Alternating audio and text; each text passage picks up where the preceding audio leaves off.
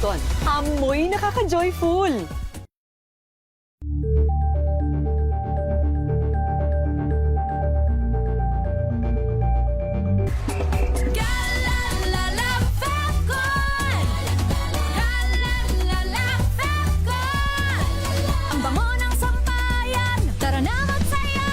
Kalafabton, amoy nakaka-joyful.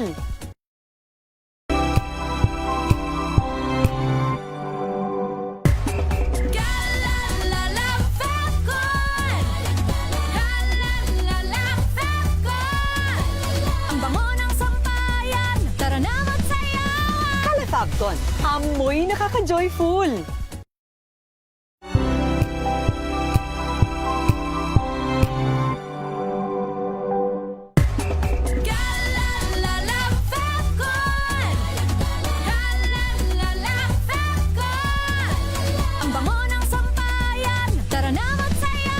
Kalafabton, amoy nakaka-joyful.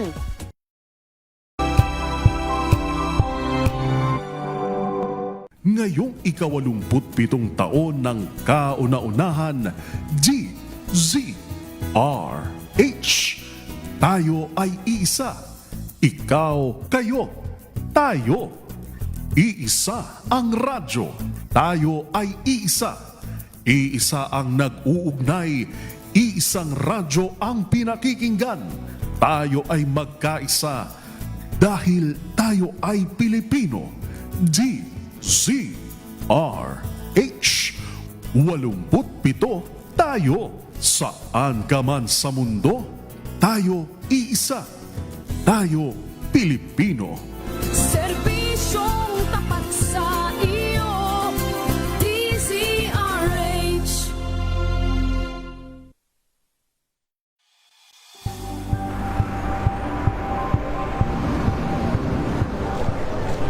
Pa rin ang ating mga eksperto. Dito lang sa Expert Opinion. Ito ang The Better ang News. TNVS. Trending and isang kwento, iba't ibang anggulo. Dito sa Point of View. Bawat pananagutan ating tatalakayin dito sa Hoy. Bawal yan. Pilipino, dito lang sa DZRH. Matchable entertainment and lifestyle. Ito ang NBC TV Network News. Una sa Pilipinas, una sa Pilipino.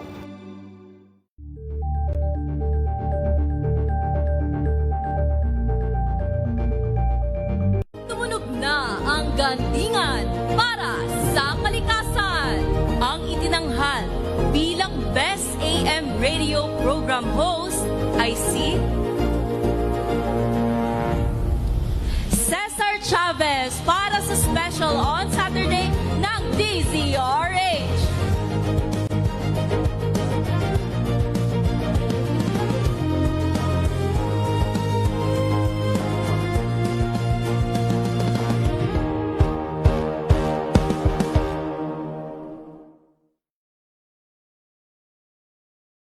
The Better News. Una sa Pilipinas, una sa Pilipinas. TNVS. Trending and Vara Show. Nakahandang Sa ating balitan mga kaibigan sa Rapido Hanaw.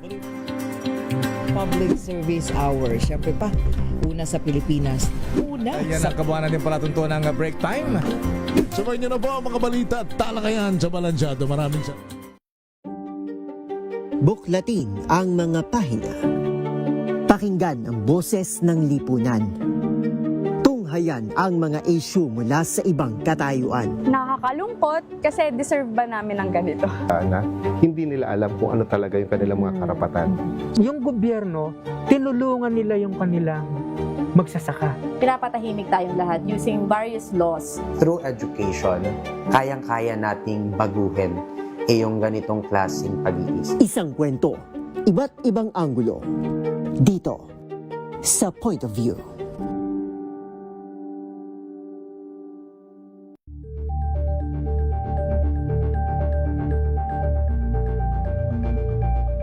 Tambalang Anthony Taberna at Jerry Baha ang gigising sa inyong umaga dahil lalatay ang humahagupit na diskusyon at komentaryo Lunes hanggang Biyernes sa 2x2. Samahan Samahan niyo po ako hanggang 7:30 ng gabi. DZRH Usapang Liga. Magandang gabi Pilipinas, Metro and Mega Manila, Nas Extension sa DZRH at RHT. Naray si Bayan. At Kisses Habswa. Para sa DZRH, una sa Pilipinas. Una sa Pilipino. Ito ay bunsod ng naitalang 17 individual na ang kanilang naaresto. Ng Metro Manila Development Authority o MMDA ang No Contact Apprehension Policy o NCAP sa Metro Manila. Sa ang ilang mga dokumento ay peke. Hindi rin legal ang employment na ipinangako sa kanila. Sa mata ng batas, mananagot ang sangkot at may sala. Dahil sa bawat paglabag, may karampatang parusa. Alamin ang mga pananagutan sa likod ng mga bawal. Dito sa Hoy! Bawal Yan! Tuwing Sabado, alas 11:30 ng umaga. Dito lang sa DZRH TV.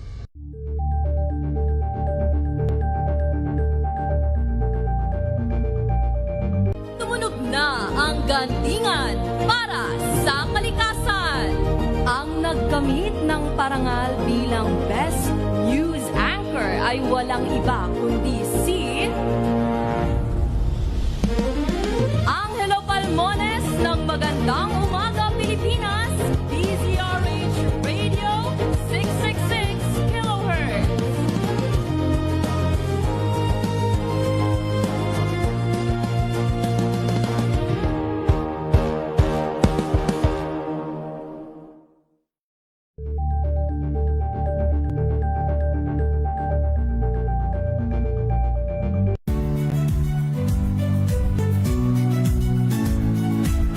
Magandang araw mga kaibigan.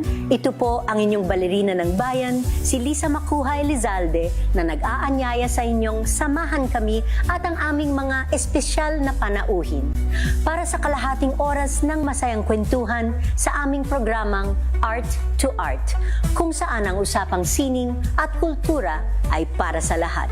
Huwag kaliligtaan, tuwing linggo, alas 3:30 ng hapon, dito lamang sa DZRH Radio, DZRH TV, at via online streaming. Angel po si Angelo Palmones nag-iiwan sa inyo na isang magandang umaga. Maraming salamat. Life goes on! Good morning, Lakay! Good morning, Sister Ann. At good morning! Magandang mainit na umaga. Angel po si Angelo Palmones nag-iiwan sa inyo na isang magandang umaga. Maraming Sa salamat. Pilipinas, una sa Pilipino.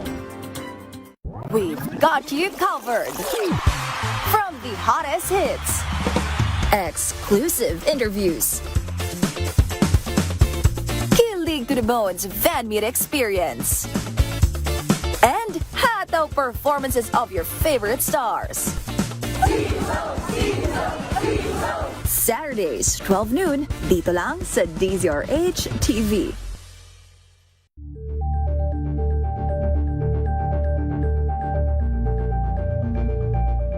Curious ka ba sa maraming bagay? Kami na ang bahala dyan. Aalamin, tutuklasin at bibigyang linaw namin ang mga katanungang bumabagabag sa inyong isipan. Sa programa kung saan ang bawat sagot ay galing lamang sa mga eksperto. Ang Expert's Opinion, tuwing linggo alas 3 ng hapon, dito lang sa DZRH TV. Good Better News, una sa Pilipinas, una sa Pilipinas. NBS, trending and viral show nakahandang Sa ating balitan mga kaibigan sa Rapido Hataw. Public Service Hour. Siyempre pa, una sa Pilipinas. Una Ayan sa ang kabuuan natin palatuntuan ng break time. Sabay niyo na po ang mga balita at talakayan sa Balansyado. Maraming salamat. Kung good vibes ang hanap mo, dito ka na sa sigurado! Mula sa mga istoryang nagbibigay ng inspirasyon hanggang sa mga kwentong may dalang solusyon. Mga balitang pampagaan ang pakiramdam at pampaganda ng araw. Hindi lang ba sa good news, kundi the better news. Mula Lunes hanggang Biyernes, 1:00 ng tanghali sa DZRH TV.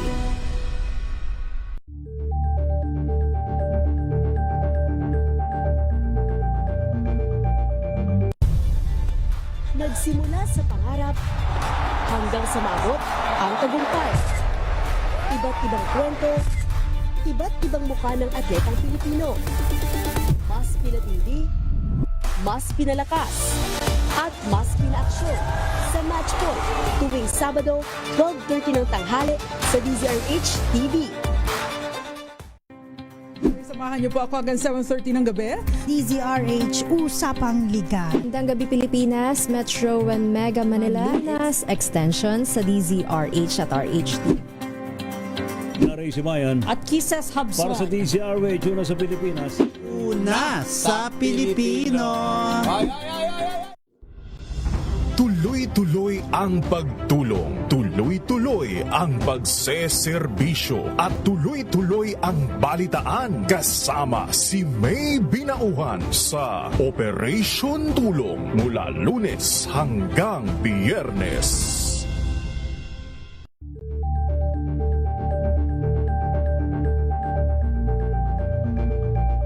If I get impeached, then that is my end. The news that you are following will be yours tonight. Hatid ng DZRH TNT. Tomorrow's News Tonight. Mga balitang binabantayan, mga balitang ayaw tigilan ng intriga, mga balitang patuloy ang pagbabago. Malalaman na tonight with Ray Sibayan, Kisses Habson, TNT. Tomorrow's News Tonight.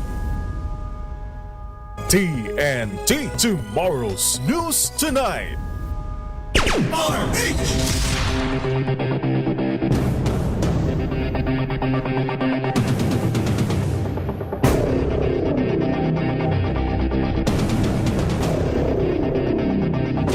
TNT. Tomorrow's News Tonight.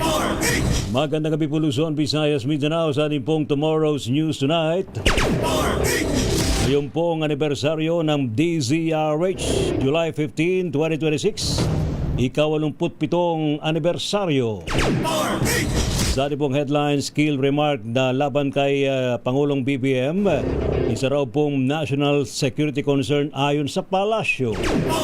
NBI Director Matibag tetestigo sa VP Sara impeachment trial para sa Article 4 o grave threat. Impeachment Court naglabas na raw po ng subpena sa mga testigo sa Article 1 o maling paggamit ng confidential funds ni Vice President Sara Duterte. Motion para ipasabina ang bank tax at AMLAC record ni VP Sara pagdedesisyonan sa Lunes, July 20.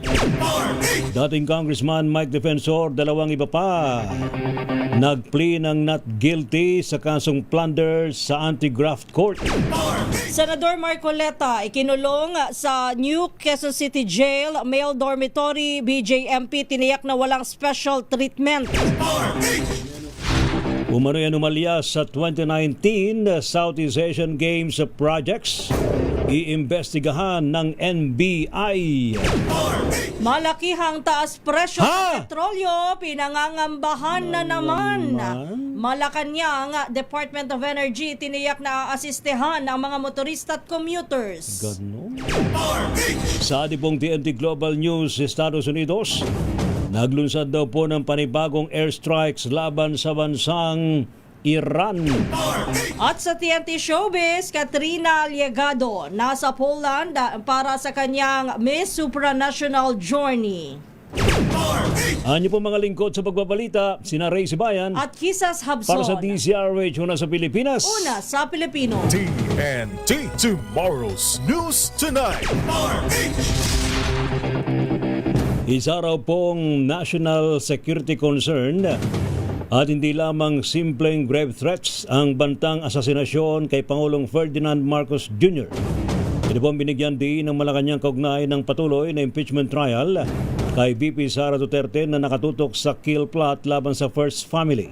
Kasabay po nito ay binaliwalaan ni Palace Press Officer Undersecretary Claire Castro ang argumento ng defense team nang naging pahayag noon ni VP Sara Ipawang sagot lamang sa mga tanong sa isang press con noong 2024 at hindi may tuturing na pagbabanta. Ito po ay nangaminin ni VP Sara sa naturang virtual press con na meron siyang inupahang umunay papatay kay Pangulong BBM First Lady Liza Araneta Marcos at dating House Speaker Martin Romualdez sakaling siya ay mapatay. Idinimpo ni Jose Castro na ang ginawang pagbabanta ni VP Sara ay hindi lamang umano simpleng criminal offense dahil sa mismong leader ng bansa ang pinagbabantaan na may tuturing na national security concern. Iginit pa ng opisyal ng ginawa ni VP Sara ang pagbabanta sa isang public broadcast na napanood ng marami kung kaya't nakatatawa ang argumento ng depensa na hindi ito may tuturing na assassination plot. Isang punto sa prosekusyon ang pagiging authenticated ng ipinakitang video ng pagbabanta ni Vice President Sara Duterte sa impeachment trial. Yan naman ang paniniwala ni Attorney Justin Sukgang, isang law professor, sa kanyang assessment sa 5 araw na paglilitis. Bagamat aminado si Sukgang na masyado pang maaga, pero nakitaan niya na parehong video rin ang ipinakita ng defense sa kanilang cross-examination. Narito po ang paliwanag ni Sukgang sa panayam ng DZRH. Pero ngayon, pag tinignan mo, mukhang sa prosecution dahil pag tinignan natin, nilatag na natin yung mga ebidensya na binigay nila. Una, may video na patunayan na authentic. Mukhang authentic talaga yung video. Okay. And at the same time, yung depensa pinlay yung video. And hindi naman, parang it would be kind of weird pag kung sa depensa sabihin nila, pag kami nagpe-play ng video at itong portion na to, authentic. Pag yung portion na yan, hindi. So parang, kung titignan natin yung paglatag na ebidensya, totoo ba yung video, authentic ba yung video, nabanggit yung mga sinabi ba na nabanggit dun sa, yung mga salita ba na nabanggit dun sa video, talaga ang nagsabi nun ay si VP Sara or hindi. Mukhang lahat yun napatunayan eh. Si Law Professor Attorney Justin Sukgang. TNT Tomorrow's News Tonight.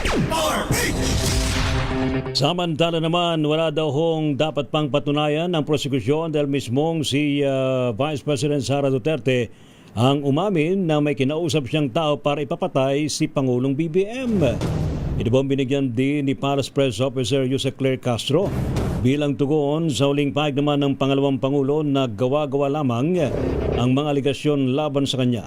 Paliwanag po ni Jose Castro, batay daw po sa rules of court ang paggamit ng Vice Presidente at ang ginagawang pagtatanggol ng kanyang abogado ay unconventional, kaya ang bigat daw po ng pagpresenta ng ebidensya o yung pong tinatawag na burden of evidence ay lumipat na ngayon sa kampo ng depensa.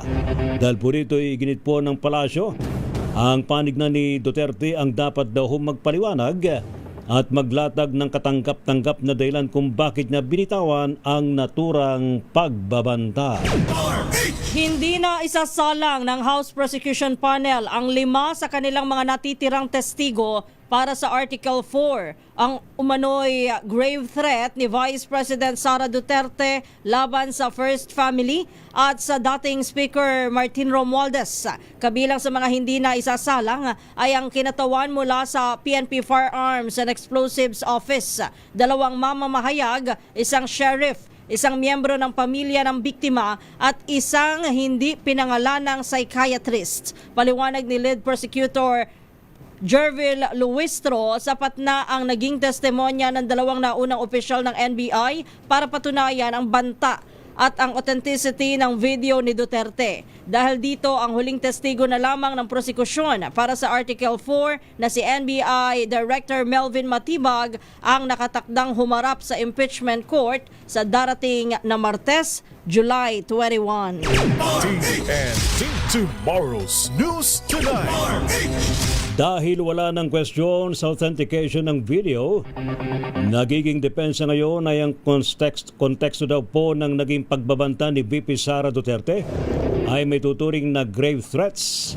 Ito bang sinabi sa panayam kay Attorney Justin Sukgang, isang law professor, sa panayam po ng DZRH kaugnay ng 5 araw na paglilitis sa pangalawang Pangulo.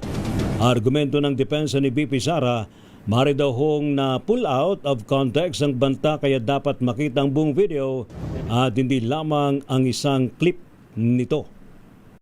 May pag-aaway kayong politika pero ang counter-narrative ng depensa ay, well, kasi may banta sa buhay mo eh. Kaya siguro kaya nagbanta rin siya doon sa taong nagbabanta sa kanya. Diba? Which is yung sa operation. Gantihan lang. Samantala, nagpalabas naman ang Senate Impeachment Court ng mga subpoena para atasan ang unang batch ng mga testigo ng prosekusyon kaugnay ng Article 1 o ang issue ng confidential funds ni Vice President Sara Duterte. Bago mag-adjourn ng ika-6 na araw ng paglilitis, inaprubahan ni Presiding Officer Chis Escudero ang motion ng House Prosecution Panel na ipatawag ang mga ito. Kabilang sa mga padadalhan ng subpoena sina Marivic Pareja, Director ng House Legislative Archives and Museum Management Service, Violeta Constantino, dating branch manager ng Land Bank Shaw Boulevard, at Nenita Camposano, dating branch manager ng Land Bank Department of Education Branch. Inaprubahan ng korte ang subpoena duces tecum para kay Land Bank President at CEO Lynette Ortiz upang magsumite ng kinakailangang dokumento. Nakatakdang isa lang ang mga testigo simula sa darating na Miyerkules, July 22, kung kailan opisyal na sisimulan ang impeachment court ang pagtalakay sa Article 1 ng impeachment o articles of impeachment. TNT Tomorrow's News Tonight. Samantala naman iginit po ng House Prosecution Team, ipasubpena ng Senate Impeachment Court ang bank at tax records si VP Sara Duterte. Ganman sinabi ni House Trial Spokesperson Lanao del Sur Congressman Zia Lonto Adyong na ito'y panawagan nila at pagrespeto daw po sa anumang desisyon at mandato ng impeachment court. At po kay Lonto, kailangang merong access ang impeachment court sa bank at tax records si VP Sara, kasama ng iba pang ebidensya para matiyak na makita raw po ng senator judges ang complete factual picture na kailangan para sa kanilang impartial verdict sa naturang kaso. Idinimpa ni Congressman Alonto ng pagpapaintulot sa presentasyon ng relevant documents, testimonies and witnesses ay magbibigay daw po sa impeachment court ng todo nitong constitutional mandate. Malagaan niyang mabigyan ng pagkakataon ng impeachment court na makita ang lahat ng anggulo sa kinakaharap na usapin ni VP Sara Duterte. Samantala, sa kaugnay pa ring balita, dedesisyonan ng Senate Impeachment Court sa Lunes, July 20, kung ipapasubpina ang mga tax, bank at AMLAC records ni Vice President Sara Duterte at ng asawa nitong si Attorney Manasseh Carpio. Ito po ang inanunsyo ni Presiding Officer Chis Escudero matapos ang caucus ng mga senator judge ngayong ika-6 na araw ng paglilitis. Ayon kay Escudero, humingi ng dagdag na oras sa mga senador para pag-aralan ng issue matapos basahin ang mga dokumentong isinumite ng magkabilang panig. Sa Lunes ay papayagan din na magtanong ang mga senator judge sa prosekusyon at depensa ukol dito. Una nang iginiit ni prosecution Representative o Prosecutor, House Prosecutor Cheljok na dapat ay ilabas ang mga record para mapatunayan kung nagpayaman ba sa puwesto o may itinatagong ari-arian ng Vice Presidente. Pero giit ni Defense Counsel Michael Poa, ginagamit lang ito ng prosekusyon para sa isang fishing expedition o walang basihang paghahanap ng butas laban kay Duterte. TNT Tomorrow's News Tonight. Samantala naman, hindi naalis daw po ng defense team ni VP Sara Duterte na kuning witness ang dating Chief of Staff na si Attorney Zuleika Lopez. Advocate Attorney Michael Poa, tagapagsalita ng defense panel, malaki daw pong posibilidad na gamitin ng kanilang panig si Lopez. Si Lopez ang isa sa mga kalahok ng online press briefing ng pangalawang Pangulo nang iyayag daw po ang pagbabanta sa buhay ng Pangulo, First Lady at dating House Speaker. Kahapon na pagdesisyonan ng prosecution team na hindi naiharap si Lopez at Captain Belinda Bello dahil man sa nagiging redundant o paulit-ulit na raw ito.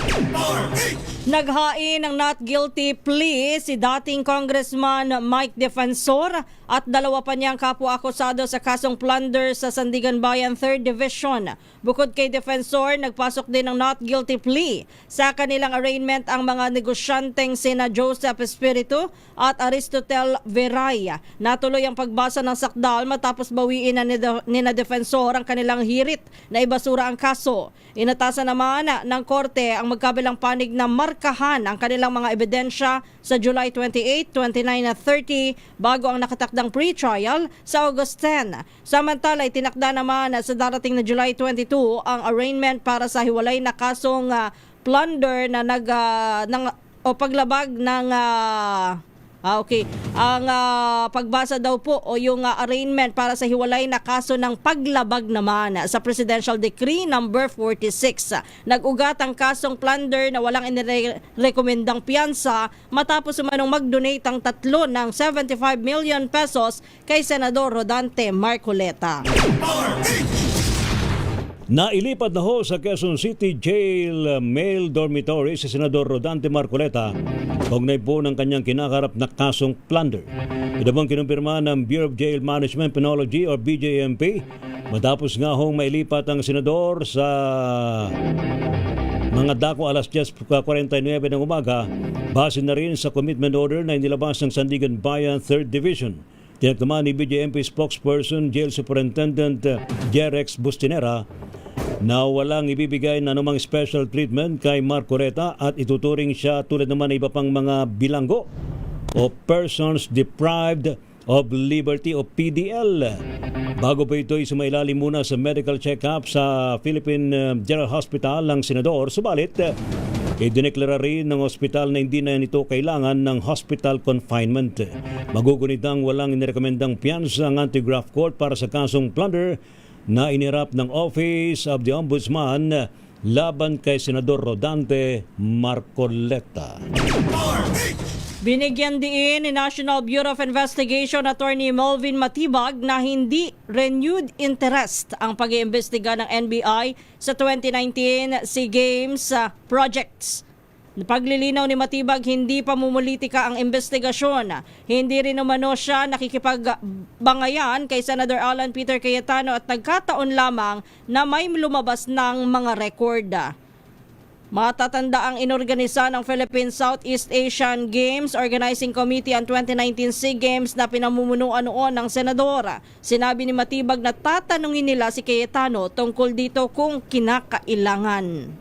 I'm aware of that, is the chairman of PISCOG, So hindi naman to renewed interest. It so happen na may mga lumabas ngayon na dokumento which will lead us to investigate. Kasi lahat naman talaga ng issue na pumapasok dito with regards to corruption or anything, even ordinary cases, pag dinala sa amin, we will investigate. So it so happen, this is medyo controversial, narinig ko naman yan, nakita ko yung mga news noon. So once and for all, we settled it kung meron ba talagang dapat managot o wala. Or kung ano talaga yung investigation. So kailangan natin magkaroon ng report dito. Hindi naman ako nakikipagbangayan sa kanya. I'm always respectful to everybody, especially to the member of the Senate. It so happens siguro na siya involved dito, At tayo naman, ang record naman ng NBI, we'll always go where the evidence will lead us, kung ano yung batas, kung ano yung proseso, So, kung sa kailangan natin siyang tanungin, we will respectfully ask him to give light to this. And I'm sure si Senator Alan, kung siya kasama rin dito, I'm sure that he will appreciate na may imbestigahan natin dito ng maayos. Yan po bahagi ng pahayag ni NBI Director Melvin Matibag. RTNT Tomorrow's News Tonight. Standby pa rin po sa iba pang mga balita mga kaibigan sa Tomorrow's News Tonight. Malakihan. Ano ba naman yan, no? Bad news naman to. Ha? Malakihan daw ho. Nataas presyo sa petrolyo, pinangambahan sa susunod na linggo. Ang mas nakakakaba dyan, wala pang inilalabas na na number. Oo nga katataas lang ng 4 pesos ang diesel. Ano ba naman yan, no? Samantala naman, TNT Global News, ang Amerika daw po ay naglunsad ng panibagong airstrikes laban sa Iran. Pasaway talaga tong dalawang to, US at Iran, ha? Hindi mo tapos sakala ko ba nagpirmahan na yan dati? Sa hangin yata nagkapirmahan nabura. Ay, nako. Nahipa na ng hangin, wala na yung napirmahan, ha? Sa showbiz, Katrina Liegado na sa Poland para daw po sa kanyang Miss Supra National Journey. Pilipinas ang oras, alas 9:35 ng gabi. Ang balitang yan ay... Hello, Washi! Laundry day na naman!